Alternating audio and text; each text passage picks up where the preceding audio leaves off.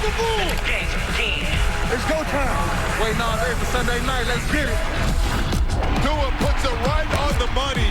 They are having fun. Oh, my goodness. I've never seen anything like that before. When I lose, this is my moment. You will not forget it. This is for history. I am the future. The top is my target. Josh Allen, an 11-yard strike. Are you kidding me with that catch, JJ? Do it again. Walk off on Stephon Diggs. Let the games begin. It's showtime. Prime time. Let the games begin. I need more. Let's go, man. Herbert lets it fly. What a connection. I was born to win. Niners win. It's showtime. Let's go. It's showtime. And Sunday Night Football is back in the Bay Area. It's where all the 49ers fans, they have really high hopes for another deep playoff run. They're excited. They're staying warm. And it's thanks in part to this guy, the do-it-all running back, Christian McCaffrey. He's the newest piece in a puzzle of a loaded offense for the 49ers. But tonight, it's going to be Justin Herbert and the Chargers that have made their trip up from L.A., and they're chasing their first postseason berth in 4 years.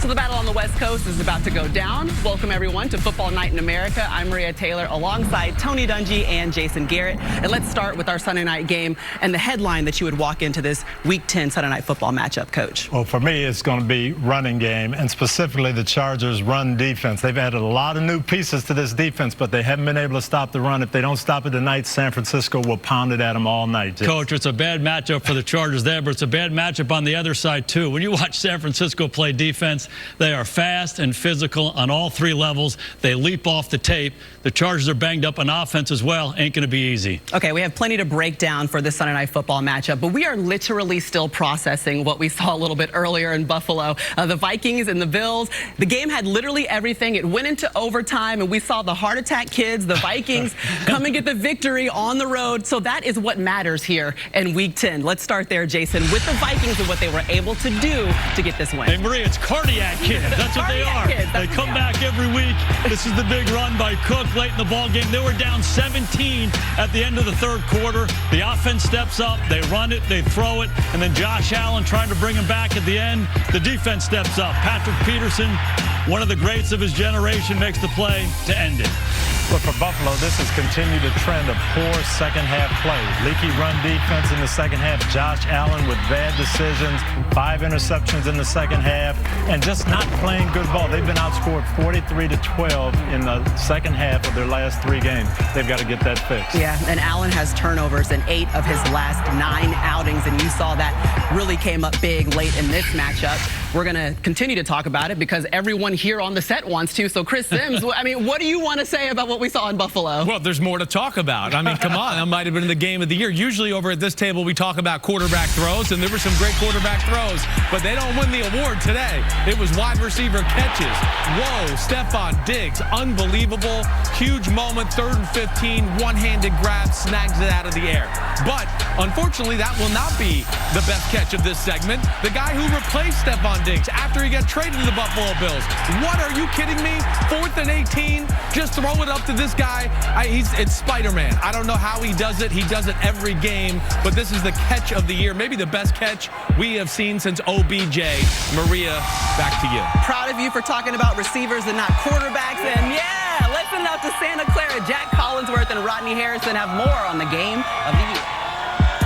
Maria Taylor, it is great to be in California. It is awesome to be surrounded by some VIPs tonight. Hot Rod, members of the U.S. military. Absolutely, man. We thank them for everything that they've done and sacrificed for us. Hey, man, I know you had some thoughts on that game as well, and for all the brilliance. You just heard Maria Taylor mention it, all the brilliance of Josh Allen. Been a little reckless with the football, too. 6 picks the last 3 games, the fumble as well. It caught up with the Buffalo Bills today. Well, I'm looking at the Vikings defense, and in particular, these veteran players. You look at Harrison Smith. He made one of the best plays of the game on 3rd down and 15 against Stephon Diggs. This is an excellent play by a veteran safety. Once again, knocking the ball out. And Patrick Peterson, he stepped up in the red zone, had 2 interceptions. But you look at Eric Kendricks, the linebacker. He recovered a fumble in the 4th quarter in the end zone, which allowed Buffalo to go up and take that lead. Great job by the great job by the Minnesota Vikings. Amen. And out here on the West Coast, San Francisco, they are trying to prove they're the kings of California. They knocked off the Rams before the bye week, and now they have the Chargers in town for Sunday Night Football.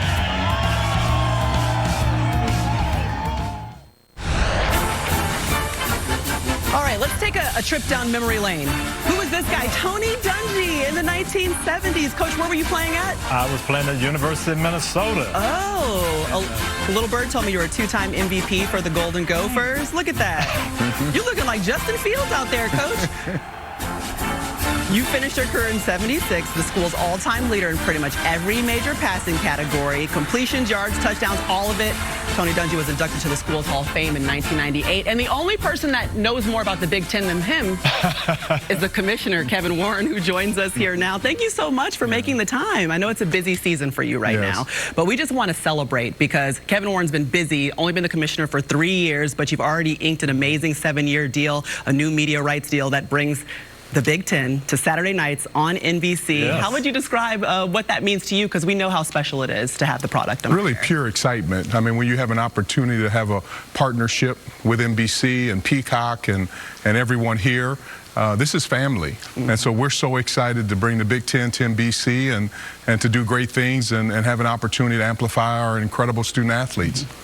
And Kevin, I'm a traditionalist, you know, a Midwest Big Ten guy, but how does USC and UCLA, how are you going to incorporate them and really spread the Big Ten all throughout the country now? I mean, Coach, one of the things we've done is, you know, recognize the fact we're doing everything we can to integrate USC and UCLA into the conference, but now we're in the 3 largest media market, being in LA and Chicago, and also New York. And so we're excited, but we're also excited from an academic standpoint. UCLA and USC are great brands. They have great alumni. They're strong academically. They're strong athletically. And surprisingly, a lot of our graduates who go to work outside of the Midwest, the #1 location is in Southern California. So we're looking forward to really amplify that partnership. So you get the alumni out there in LA. And you know, Kevin, I've had the privilege of really being in Happy Valley for whiteouts, being in the Big House for huge games, and being at an Ohio State-Michigan matchup. And now you've got 2 teams sitting in the top 4. I know we have the playoff rankings coming out on Tuesday. But just speak to what you've seen from your conference so far this football season. Yeah, I've been able to see all our teams play in person. We have some incredible football teams, incredible student athletes. But to have 2 teams in the top 4 in the college football playoff rankings right now is special.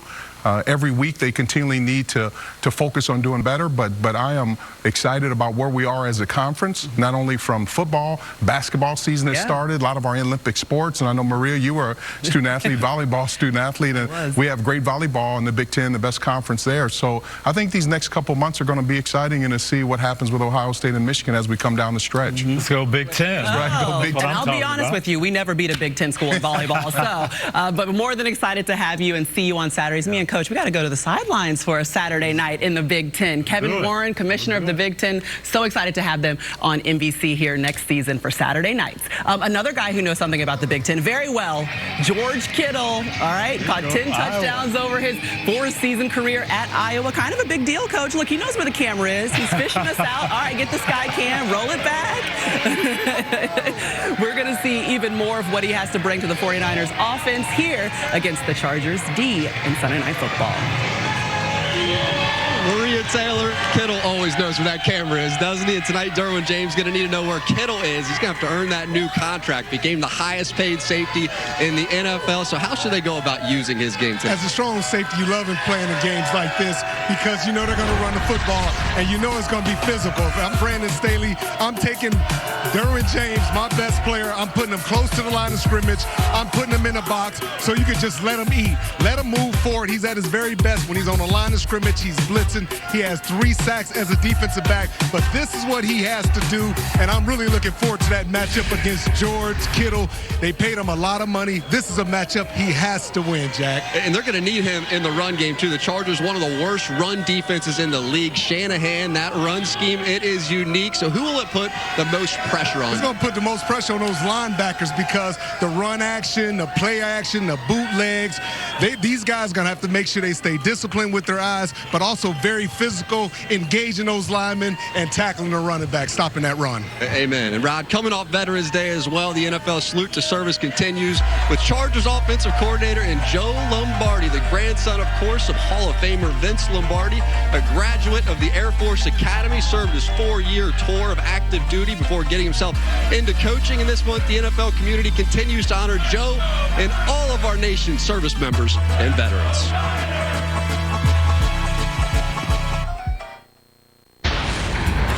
Let's go straight to the highlights, Jason. Daniel Jones and the Giants coming off their bye week. They're hosting the Texans. To the third quarter we go. Daniel Jones just barely getting this one off. Woo!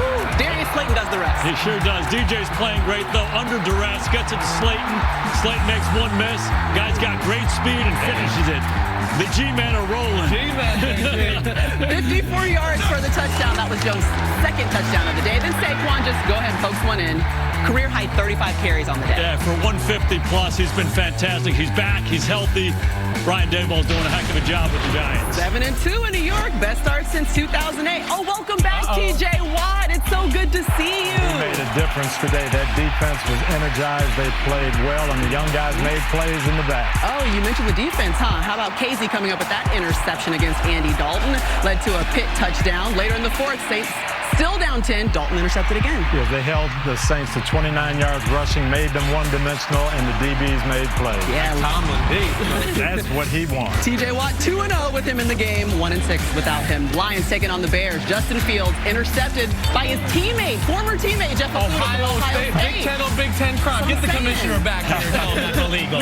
What's going on? Okay, next possession though, Fields gets the ball back. Watch this. Well, he's special. I mean, he's arguably the best running quarterback in football right now. I think he has surpassed Lamar Jackson, but he gets that Ohio State crime one more time, right? One versus one. That's a 67-yard rushing touchdown. There would be a missed extra point. Remember that because it's going to come in handy. 4 minutes left. Jared Goff deep to Tom Kennedy for a 44-yard gain. Big play. Jared Goff been making plays with his right arm all year. I think it's one of the best years of his career. And 2 plays later, it would be Jamal Williams finding some space. Boom. Touchdown. Don't do anything crazy. That's right. Still got to make the extra point, right? Okay, everyone, be calm, quiet. Michael Bagley hits it. Lions win it, 31-30. That is the first win in the Dan Campbell era on the road. They get it against Chicago by 1 point. But let's talk about what the turning point ultimately was in this matchup, because you felt very strongly about 1 point in the game, Coach. I did. The Bears had the game under control. They're 2 scores ahead. Detroit has the ball, trying to go in and make it a 1-score game, and the Bears get a great defensive play. Jared Goff trying to go down the middle on a little seam route. It gets picked off, but you see that penalty flag. And the explanation on the penalty was illegal hands to the face. Now, we're going to see this, Chris.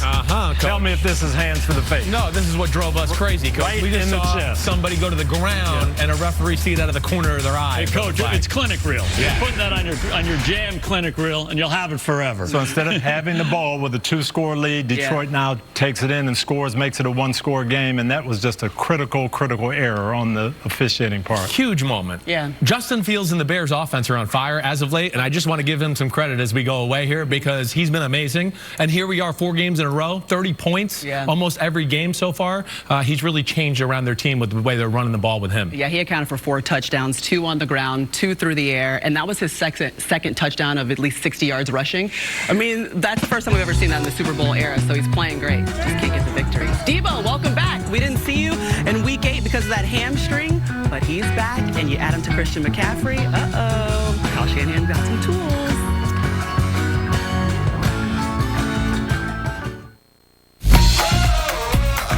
This is Football Night in America, served by Applebee's. There it is, 49ers safety Talanoa Hufanga, player on the rise on the year 2, leads the team in picks, of course trains with Troy Polamalu, told us he's been studying Rodney Harrison film since he was a kid. Rod, he just lit up when he got the chance to meet you. So what has San Francisco found with his game? Troy Polamalu saw something special in this young man, and no matter where you put him on a football field, he's going to make plays. You put him in a box, you put him deep. But when he's in the box, I love him because he's very aggressive. He makes up his mind, and he goes 100 miles per hour like I talked about. But he's a safety, can line up in the slot against a wide receiver. He's athletic enough to make plays. But this next play right here, I think this is the defensive play of the year. This is a wide receiver screen. He uses his instincts, all the film study, all his preparation, and makes one of the key plays in the game. We talk about Derwin James being an all-pro safety. This kid is playing like he's the best safety in the National Football League. And this LA team he's going up against, they're beat up. You look at Mike Williams out, Keenan Allen not going to play with injury, even more touches than for Austin Eckler. So who matches up well with Eckler? Well, I got to go with my boy Fred Warner, and he's one of the best covered linebackers in all of football. But tonight he'll have his hands full because you know he's quick, he's jittery. It's going to be a problem. Austin Eckler, 10 touchdowns in the last 5 games. He's been money. He needs to be great tonight. Back over to you, Maria Taylor. All right, appreciate it, Jack. And we want to get you right back to the highlights. We've got the Colts taking on the Raiders, Coach. Obviously, a lot went on this week. Jeff Saturday, the experiment is about to begin. He's making his NFL coaching debut. Yep, you're right. I know he's happy to have this man back in the lineup, That's Matt Ryan. Right. Matt Ryan's back in at QB, fourth quarter. Ryan finding Karis Campbell, Coach. This was 3 or 4 times coming back. Colts showed a lot of heart today. The Colts would miss the 2-point conversion, but look at that. O.C. Parks-Frazier hype in the booth. There seemed to be some good vibes up there. Last chance for the Raiders. Derek Carr looking for Devontae Adams. One-on-one to Devontae. Oh, it's all broken up by Stephon Gilmore. So the Colts hang on to win it in Saturday's debut. How about that? I mean, it's been an insane week, essentially, for the Indianapolis Colts. And Coach, I could text you immediately when I heard the news, and I was like, is this real? Is this really happening? So I want to go back to when you heard the news and kind of what went through your mind when Jeff Saturday was hired. Well, I couldn't believe it. I was shocked in the whole thing. I was shocked about Frank Reich getting fired. To me, I hate to see that as a former coach. I wanted Frank to be able to pull the team out of this. But Jim Irsay made a decision. He was going to make a change. Now, once he does that, what's the best thing to do? Not for the long haul, not for the next 10 years, to win 8 games here. And he thought Jeff Saturday. He thought Jeff, he knows Jeff. He's a leader. He would energize, he'd galvanize the room, he'd get the offensive line going, and that's exactly what he did.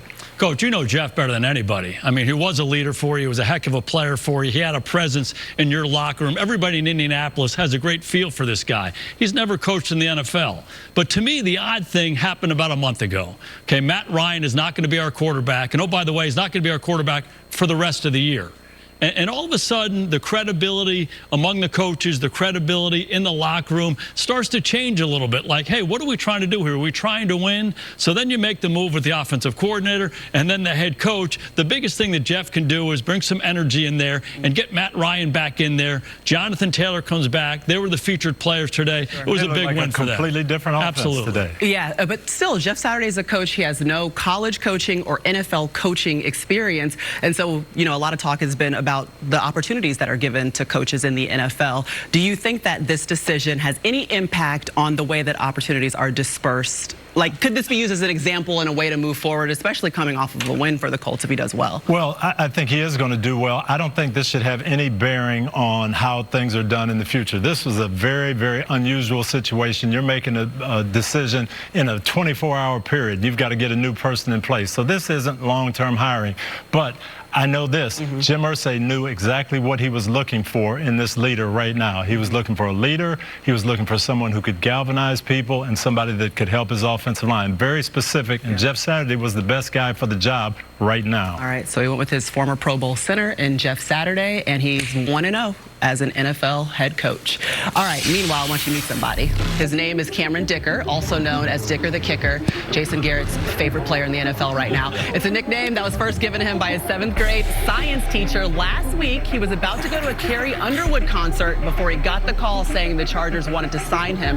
Now he's got a 2-game winning field goal streak in 2 career games. How about that? Now he plays after Carrie Underwood. I mean, I'm impressed. Sunday Night Mayhem, presented by Allstate. And spotlights on Dicker. Kick up. It is good! What's our kicker's name? Dicker the Kicker? He's confident. I'm that guy. Good! Cameron Dicker for the win! 2 for 2 field goals, game winner.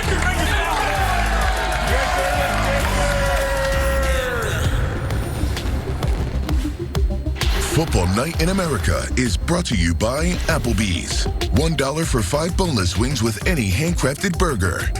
And by Geico. Save even more when you bundle home and car insurance.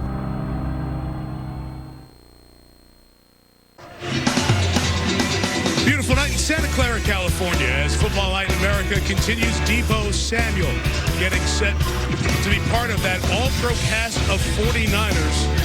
Ready to take on the Los Angeles Chargers on Sunday Night Football. Welcome to the home of the faithful, Levi Stadium, and welcome to the field. Brandon Staley will be in this spot, the head coach of the Chargers. His challenge is, how do you stop the variety that the 49ers now present on offense with Christian McCaffrey in the backfield, and Deebo Samuel, who you just saw, and Brandon Ayuk, and George Kittle. All pros or Pro Bowlers all over the field. As Jimmy G said, there's a willingness of these guys to be unselfish and be in whatever position they need to be in to make this offense work. How will the Chargers handle that? A team that a lot of folks have run on, but they are still a 5-3 team coming in. Chargers and the 49ers coming up. We'll see you with Chris Collinsworth back behind me up in the booth in a little bit. But first, more highlights. Back to the studio to Maria and the guys. All right, thanks, Mike. Have a great call tonight. To the highlights we go. Broncos taking on the Titans. Ryan Tannehill returns after missing the last 2 games with an ankle injury. This game was a punt fest to start out. Titans down 3. Flea flicker, Jason. Yeah, Tennessee was down early. The flea flicker really gave them a bolt of energy, a big play down the field, and it really kind of changed the game right there early in the third quarter. Nick Westbrook-Akina, he had 5 receptions, a career high 119 receiving yards. Broncos down 7 late in the fourth, facing fourth down. Russell Wilson just scrambling. He was under pressure a lot in this one. Yeah, rough day for Russell. Sacked him 6 times. They couldn't get anything going. A lot of pressure. Tennessee imposed their physical will on the Broncos. Yeah, Denver facing another fourth down. Wilson's picked off by Terrence Mitchell at the goal line.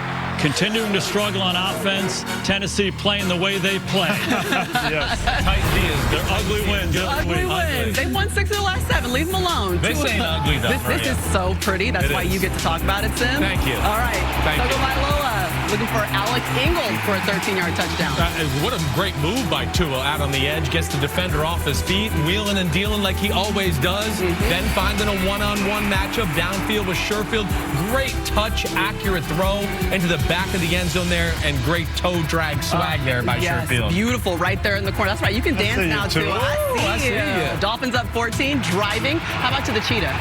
Yeah, let's. We haven't got everybody the ball, so let's just get him, too. And just continue the greatest show on grass here. All right, so the Dolphins, huge win. They take over first place in the AFC East. And how about this? Tua has 10 touchdowns, 0 interceptions since returning from injury, and that's his 3rd straight game with 3+ passing touchdowns, Coach. This offense has been so impressive with Tua. It is. Tua's playing great, and they're doing some good things. Jason said last week he would play zone, not give up the big play. That's what Cleveland tried to do.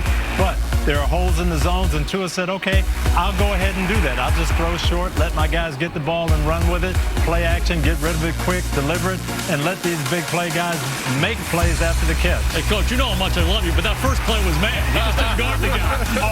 It looked like a zone because he was wide open. This is the big thing that was big for me, was just their ability to run the football. When Cleveland wants to play soft, all right, we're going to hammer you.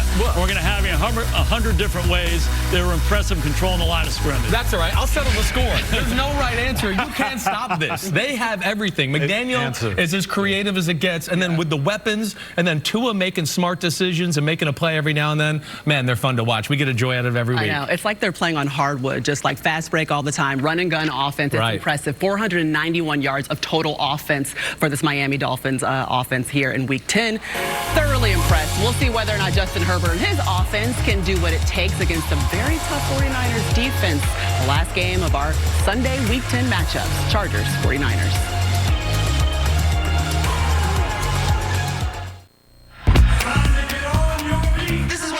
It's all looking good. Can he beat the angle? He does. He finishes in the end zone. He's just not going to be denied. Touchdown! Together, one play at a time. For the end zone. Touchdown! Chargers! Go! Back in the end zone.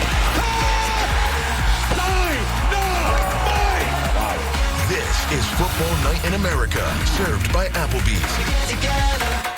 You know what time it is, Chris. Throwback jersey time. Joe Montana. That's a good one. He gave me some nightmares as a kid. Yeah. Montana doing some drills there. Jerry Rice. Jerry Rice. I like that one. The original GOAT. Right. Go ahead, Jeff Garcia. Jeff Garcia, number 5. Making things happen. Good company, Jeff. Oh, Ronnie Lott. I love that they're making him do drills to be on the show. Great. Where's the powder blue, though? Where's the powder blue? We need the powder blue. Got made every tackle. All right, well, it's time for the BetMGM breakdown, and I got my man Matthew Berry here, as always. We got a good matchup tonight. Yeah. We got the Chargers, Justin Herbert. We know he's going to have to play well, right, against the San Francisco 49ers, which is the #1 defense in football.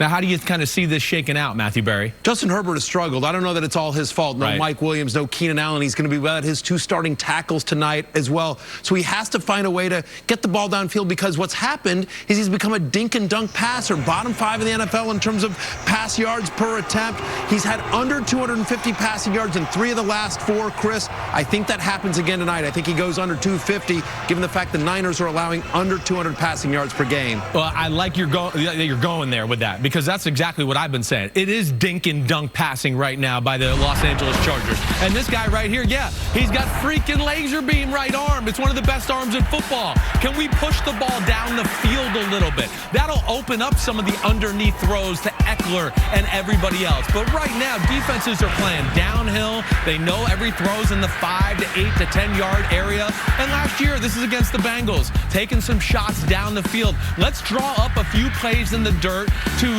stress the defense, stretch them out a little bit, make them defend the whole field. Right now, it's all over the middle. It's all dink and dunk, to your point, and I think this could help things out and maybe take the aggressive nature of the 49ers defense 100%. away. The challenge is that a lot of the guys we saw in that line and that highlight right there, Mike Williams, Keenan Allen, they're not out there tonight. So he needs to find guys like Josh Palmer. Josh Palmer, who's had 17 catches the last 2 weeks, 23% target share last week. He needs at least 5 catches tonight. I think he gets it against the Niners. He's somebody they need to look for early and often. Open up the field, maybe get a PI. At least it opens up the rest of the offense. All right, now, new to BetMGM customers, you can sign up and bet $10 on any NFL game to get $150 in free bets. Win or lose with bonus code NBC150. Maria, back to you. Back to the freaking highlights. We got Christian McCaffrey. Let's talk about him, because all he does is run, catch, even pass. He can't do it. He's an all-pro, and he's fitting in just fine in San Francisco as one piece of the NFL's newest triple threats. One of the most explosive offenses in the league. But how could you not want to play here? It's an offensive weapon. Debo detonates for 6 points. Turn on the tape kind of shows what kind of player I am. Shine like the jewelry. Hit him like boom. What you gonna do to me? Debo Samuel breaks another tackle. Wow. Now that feels great, baby. Debo's decent still, right? That was perfect. It makes my job way easier. I'm ready, but no one I hit heavy. Back in the end zone. Caught by George Kittle. Got a lot of guys. And Tom Powell. George just out-muscles him over. This is where all the dogs at, for real. He's very talented. I mean, you see the cuts that he makes guys miss.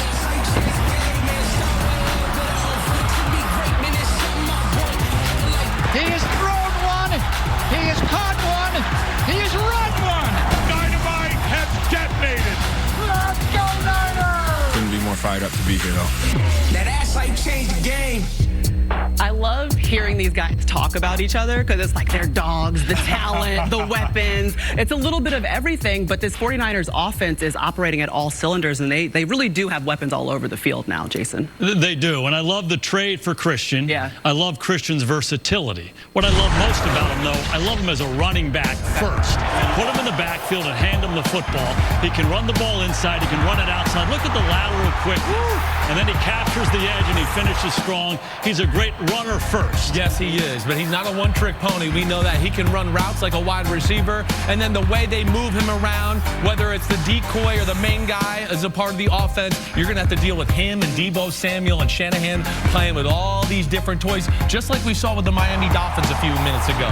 So that's where it's going to be real interesting, and I want to hear Coach's breakdown right here. Well, He is great, McCaffrey is, with the ball in his hands. We saw that. But I'm going to show you, Maria, why George and Debo are so excited that he's here. I'm ready. This is a third down play. This is Debo Samuel right here. This is George Kittle. Now, normally, with those two guys lined up there, all the attention of everybody would be over here.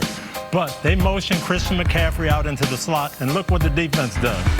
Hey, we got all kinds of calls over here. Hey, McCaffrey's over here. Look out, look out. Now watch all this area that's going to open up for George Kittle right here. Open spaces. He's excited because McCaffrey's over here taking attention, and that's going to help these two guys down the road. That's it. He's one of the best splash a little water guy there is. Everybody's got their eyes on 23, single coverage on these playmakers on the other side. It's a tough challenge for a defense. Definitely. And you talk about them licking their chops. Well, coming into this week, the Chargers have given up the third most points in the NFL, so now they got to look at all these guys and these weapons. We'll see how they do on Sunday Night Football. Elsewhere in the NFC West, though, the Rams were hosting the Cardinals. Let's walk our way through it. Kyler Murray's out. Matthew Stafford's out. Backup quarterbacks Colt McCoy and John Wolford are in. Sims. To the fourth quarter we go. Cardinals up 7. James Conner. Oh, James Conner. Don't disrespect my Colt McCoy, my fellow Texas Longhorn quarterback. All right? But yes, he was phenomenal. James Conner, defense by the Cardinals. They dominate the Rams in L.A. Yeah, last place in the NFC West. I never thought I'd be saying that. The Seahawks and the Tampa Bay Buccaneers making history in Munich. It's the first game played in Germany, Coach. Fourth quarter, Bucks up 14-3. Chris Godwin from Brady. It'll be good.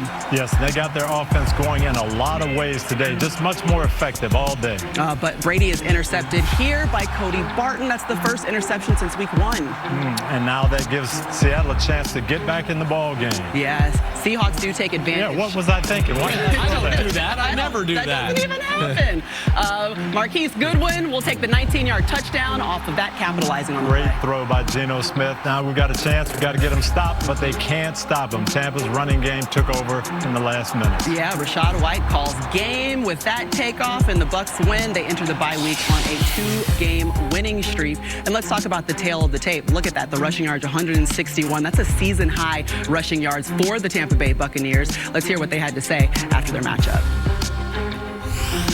Well, I thought we ran the ball well, and some play-action passes worked off of that. So when you run it well, you know, you don't have to be in drop-back protections all day and puts too much stress on the passing game. And you don't want to be one-dimensional, and we've been one-dimensional too many times this year. So the fact that we didn't have as many pass attempts, I love. You know, the fact that we ran some play action, I love. Guys made plenty of big plays in the pass game, and I still think we had more out there to get to. Hasn't been the easiest year for you in any way, but what was today like, and does this say something positive for you about the future the rest of this year? Yeah, I'm just, you know, I've played a lot. I've overcome a lot of different things in 23 years, and injuries and you know, things off the field, things on the field. we all have our challenges. You know, everyone might think, oh, everything's pretty easy for Tom or whoever, but you know, we all have our unique challenges, and I'm trying to do the best I could do every day to, you know, my teammates have had great support, and I just want to try to go, you know, be the best I could be for them, and certainly be the best I could be for my family and my children, and I look forward to spending the week with them. Best of luck down the stretch. Thanks, Peter. I appreciate it. Thank you. What a great interview and get from Peter King. You can get more from that on Football Morning in America, column on NBCSports.com. But, you know, Jason, you talked a lot about even Brady's first win and the way that his body language changed and just him going into the press conference. And you can even still sense that it's just like there's a sense of relief on this 2-game winning streak that we didn't sense before. That image of Brady last week hugging Byron Leftwich's neck after they secure the win over the Rams. Right. This guy's won 7 Super Bowls. How many playoff games? And you look at that moment, he was as emotional as I've ever seen him. And then again, the spring in the step, the way he played, the way they look today, a lot of confidence. I agree. Yeah, now I was over at the Bucks complex twice this year. Todd Bowles told me both times, we've got to run the ball more, we've got to run it better. You heard Tom talking about it in that interview. They ran it today, ran it effectively, and that set up a lot of things, made that passing game easy, Jason. It sure did. It quiets the game down when you can run the football. And Tom Brady, for all success throwing it throughout his career, he loves a running game. And that pocket is clean, and nobody can slice him and dice him better than that guy when he's got a clean pocket. No question. He looked great today. He was accurate. They pushed the ball down the field a little bit. The big thing, too, I think to tie this all together, the Bucs defense is healthy. Akeem Hicks is back. Sean Murphy-Bunting's back. Carlton Davis is healthy. Antoine Winfield's healthy. So they run the ball, and then with that defense, I think they can win a lot of games. That Seattle offense has been making plays on everybody, and it didn't happen easily today. No, none today. Remember, they were on a 4-game winning streak where the Seattle Seahawks, but Bucs get the win now. They are 1 game up in the NFC South. It's time for a PFT update brought to you by Google Pixel. Mike Florio, another bad day for the Rams, and now they have to worry about an ankle injury to Cooper Kupp. Can you tell us more? Well, Kupp originally injured the ankle 2 weeks ago late in the loss to the 49ers. He did not miss any game time. Injured the same ankle again today, did not return, and it doesn't look great right now. We're still waiting to find out more, but stay tuned. If he misses time, look for Van Jefferson to be among the Rams who get more opportunities. Tough day for the Rams, again, falling. We saw to the Cardinals and their backup quarterback, but we are waiting for the end of Week 10 Sunday games. We've got the 49ers taking on the Chargers. Of course he is. Oh, this 49ers defense, you don't want no problems. You don't want it.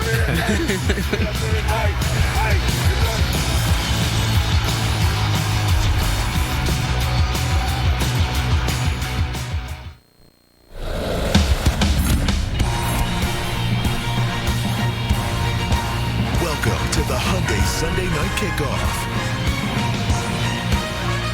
So San Francisco, fresh off the bye week, and Jimmy Garoppolo played his best game of the year before the week off to beat the Rams, and now he gets another shot at L.A. Tonight, it's Justin Herbert's Chargers. Let's take you on the field, presented by Hyundai, and there's 3 starters on that San Francisco defensive line that are out, but they still have their best, and there he is, Nick Bosa. Yeah, and I talked to his teammates, and they said they love his leadership. What I love about him is just how relentless he plays in the run game, in the pass game. He never takes a play off.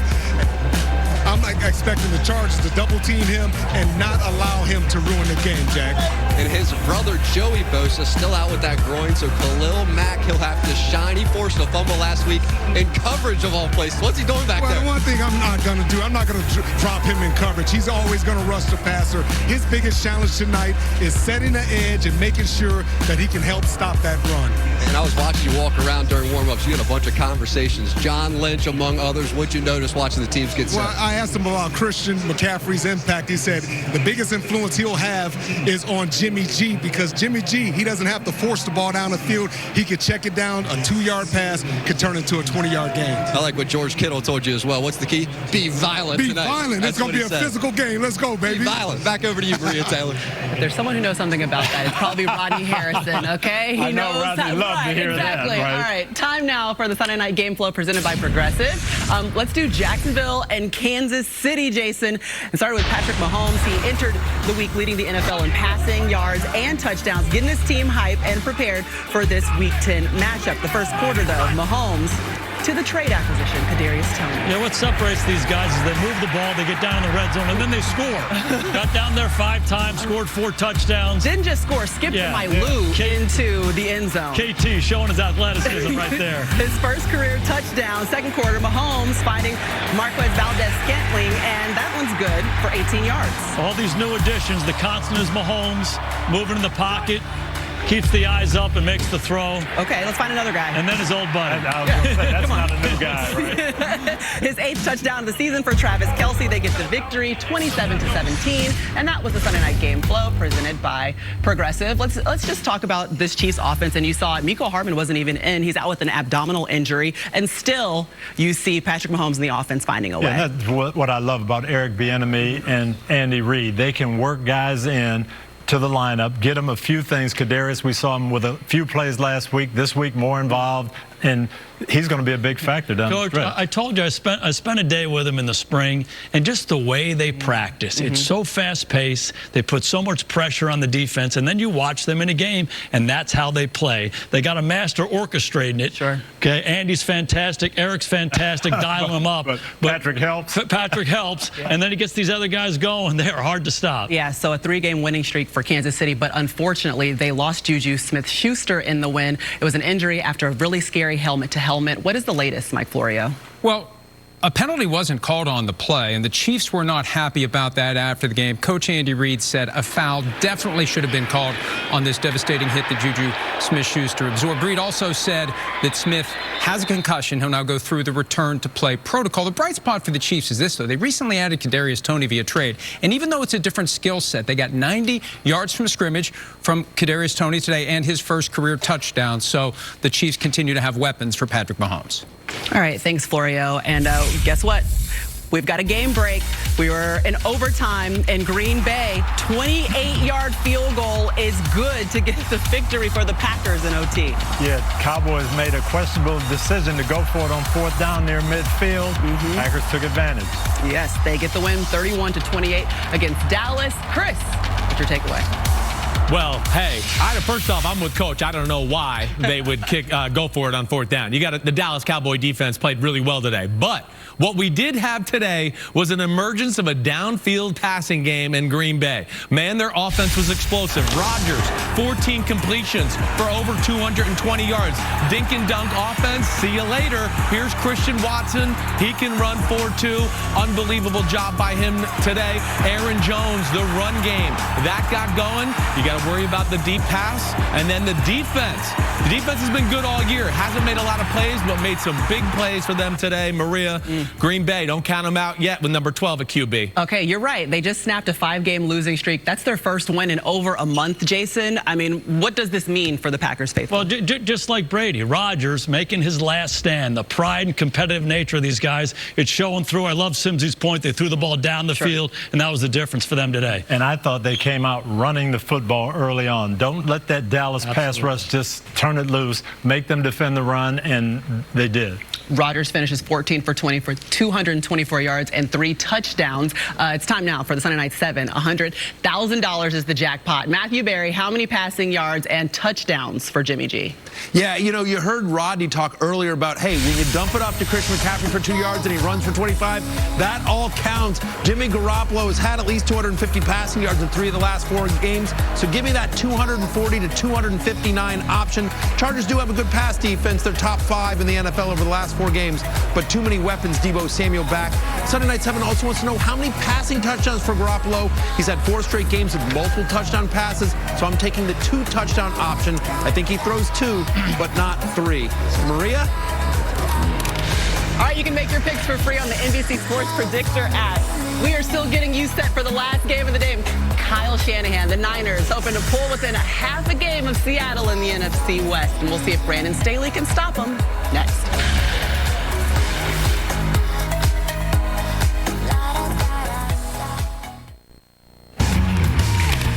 All right, we are in the final 10 minutes until Sunday Night Football commences for Week 10. We've got the Chargers on the road in Santa Clara taking on the 49ers. But first, it's the best of Week 10 brought to you by MetaQuest, and we are going to bring you the Vikings versus Bills because it is the game of the year. Josh Allen dealing with a right elbow injury, but got the start today in what would turn out to be the most exciting game we've seen. Sims late in the 3rd quarter, Bills up 10, Allen going over the middle to Diggs. Well, and magic. Bills magic is what we saw really throughout the day until the very end of the game. But what a catch. Ooh. What a throw. 3rd and 15 moment. Well, Allen, man, I wish my elbow would hurt like that and I could throw like that. Later in the drive, 4th down, Allen rolls out, is intercepted. What? In the red zone. Take a field goal, Chris. I mean, Coach and I, coaches, we're going crazy. This changes the game right here. And it was a different game from here on out. You're right, because the Vikings are going to take advantage right here, Tony. Fullback C.J. Ham goes in for the TD. Second half, the Vikings got that running game going. C.J. Ham here, but Dalvin Cook had some big runs. Yeah, Minnesota would go on to miss the extra point, still trail by 4 after a stop. Vikings 4th and 18, Tony. Big throw, unbelievable catch. But Buffalo Bills, young defenders, knock that ball down, volleyball it. You don't need. Oh, my God. Kidding me? I don't know. How does he survive the ground? Unbelievable catch. Give the young boy credit. Justin Jefferson steals it away from Cam Lewis. 10 catches, a career high, 193 yards. And that catch, you could have done that catch alone, and I would have been like, you are the greatest catch of the year. Give him the award now. All right, final minute, Jason. 3rd and goal. Cousins to Jefferson again. Go right back to him. Ruled a touchdown. Yeah, ruled a touchdown, but brought back to the 1-yard line after review. That's another great catch. And then it gets real interesting from here, Maria. Yeah, 4th and goal. Dalvin Cook. Oh. Nope, drops the pass. Bills defense gets the stop, but there's a penalty. Offsides on Bills' Jordan Phillips. All right, let's try it again. Vikings get another chance. Cousins. Oh, now they go sneak. Pushing from behind. The Bills hold up front. That's right. The game's not over. This is scary. And, you know, Jason Garrett will be able to talk about this. Ex-quarterback, you're on the 1-yard line. Center's nervous about people diving at the legs and stopping it. They don't get a clean exchange, fumble, touchdown, Vikings. All they had to do was run out the clock, and there was a fumble. Still time for Allen, though. He's going to find Gabe Davis for 20 yards into Vikings territory. Yeah, and this should get reviewed by the officials in New York. How does ball it not hits get the ground? It didn't get reviewed, would have been overturned, the NFL officiating told us. Right, and it couldn't be challenged, so there we go. We keep it moving. Next play, Allen to Isaiah McKenzie, 15 yards. You got to protect the sideline, Minnesota. They only need a field goal. All right, so that helps set up Tyler Bass, so he's going to kick the game-time 29-yarder to send us to none other than overtime. All right, the Vikings, they get the ball first in the extra period. In Bills territory, Cousins looking for Jefferson. Well, you know, when in doubt, throw to this guy. I don't care. Covered, double covered, it doesn't matter. Wow. I mean, there's 2 guys on him. Wow. Great throw by Cousins, but Justin Jefferson, unreal. Jason, second and goal. Cousins sacked by Ed Oliver. You can't take a sack in this situation. It changes it completely. They get a long third down. Yep. And Buffalo makes a stop. Yep, Vikings would kick the field goal, though. Take the 33-30 lead. Ensuing drive. Allen takes off for 20 yards. No one can take him down. Just watch this. You know, when they need to play. That's a linebacker. Wow. Like a really good linebacker. Like really good. Linebacker. Okay, so we got the Bills driving. Allen again. Looking. Second down, Patrick Peterson. Josh Allen. Again. I think we've seen that before. Too much lately. Patrick Peterson ends it there. Josh Allen, 3 turnovers today, all in the fourth quarter or overtime. The Vikings get their 7th straight win and move to 8-1. Bills lose their 2nd straight and fall to 6-3. That was the best of Week 10, brought to you by MetaQuest. Wish for the extraordinary. Take a look at that. You can see that a 7-game win streak, first of all, but all of those 5 games, that 5-game streak, they've won by 1 score. It's been so impressive. Justin Jefferson, where does this win rank for you? Definitely top 2 for sure. Just off us being down, going up against a team like that, us not getting that goal line touchdown and fumbling in the end zone, it was so crazy. It felt like it was unreal. It felt like a movie. You know, Vaughn always say don't blink, and I feel like we might be blinking a little bit, especially when we come out trying to figure it out. 4 turnovers today, 3 were by me, and losing sucks. That's just what it is. You hate to lose, especially that way. All right, let's start with the winners, Jason. You called them the Cardiac Kids.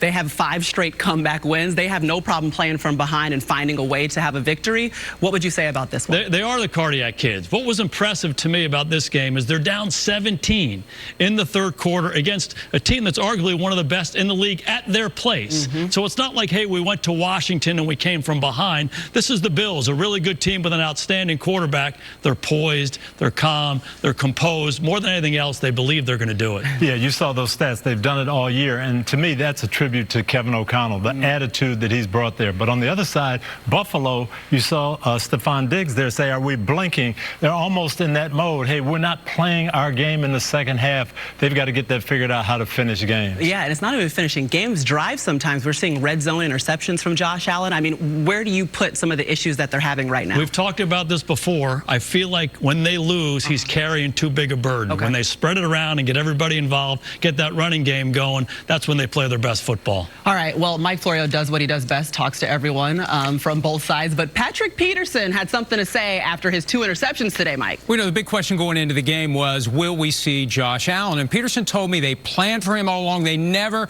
bought the idea that it wasn't going to be Allen, and they wanted Allen. They were sick and tired of hearing, you haven't beaten a good team and you haven't beaten a good quarterback. It helps to have a good defensive back like Patrick Peterson. On the one that sealed the game, this is about film study and understanding tendencies. He said he saw Gabe Davis on the outside, expected him to break inside. When he did, he forgot about the receiver, focused on the quarterback, made the interception, and won the game. I asked him, based on last week, with Kirk Cousins without a shirt, with his chains on. What do you have in store for us this week on the flight home? He said, we got a surprise for y'all. And it's Patrick Peterson playing the role of Kirk Cousins this week. Okay, I see it. I see we got a six-pack, we got all the chains, and the guy who won the game gets to wear the chains. I get it. All right, it's time now for the home team picks brought to you by Lowe's. Jack Collinsworth always starts us off with America's pick. Maria, 77% of the country is on San Francisco. Big number there. LA, injuries everywhere you look, while the 49ers, they have enhanced their skill players, and they got Trent Williams back as the enforcer. Give me San Francisco, a little ground and pound tonight. Who you I like, don't Brian? think the Chargers defense could consistently stop this run game. It's just too small at the linebacker position. I'm rolling with the San Francisco 49ers. Mike Florio, who are you picking? Hey, they got Christian McCaffrey and Deebo Samuel together tonight. They keep that nucleus of key players healthy. They're the most dangerous team in the NFC. I like the 49ers tonight, Matthew. Yeah, Mike, I do as well. This comes down to, can they protect Justin Herbert against that defensive line? So beat up on the offensive line. I don't think they can. Niners have had 2 weeks to prepare for this game. Give me San Francisco, Chris Sims. Well, I'm worried about the Chargers' run defense, just like Rodney Harrison is. How many assets do they have to put to stopping that? And then I'm also worried about Justin Herbert and that offense. Can they throw the ball down the field and back off that 49ers defense? I'm not sure they can. I'm going with the 49ers winning by 10 in this one. All right, I'm actually going with Matthew Berry because he's 9-1 and just going to pick the 49ers because he said so, because he seems to get it right. Coach, who are you going with? I absolutely love Justin Herbert. Too much burden on him, though. He doesn't have enough weapons around him right now. But watch this 49er defense. They are fast. They're physical. They leap off the tape. Too much 49ers tonight. Yeah, last week I said watch the line of scrimmage. Watch the line of scrimmage again this week. Chargers defense giving up almost 150 yards a game running. I think that'll continue. And as everybody has said, can they protect Justin Herbert when they have the ball? I don't think so. I'm picking San Francisco. If the Chargers pull off the upset, it'll be because of why? Justin Herbert is just fantastic. Okay. He puts it all on his back and he gets it done. Those were tonight's home team picks brought to you by Lowe's. They're all set in Santa Clara. The 5-3 Chargers, the 4-4 Niners. We've got Mike, Chris, Melissa. We'll have the call after Carrie Underwood kicks us off as usual. We'll see you at halftime.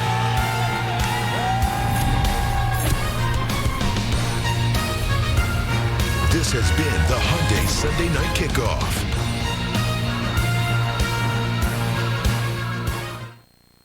Spanish language audio provided by Telemundo Deportes. Or watch tonight's game in Spanish on Universo.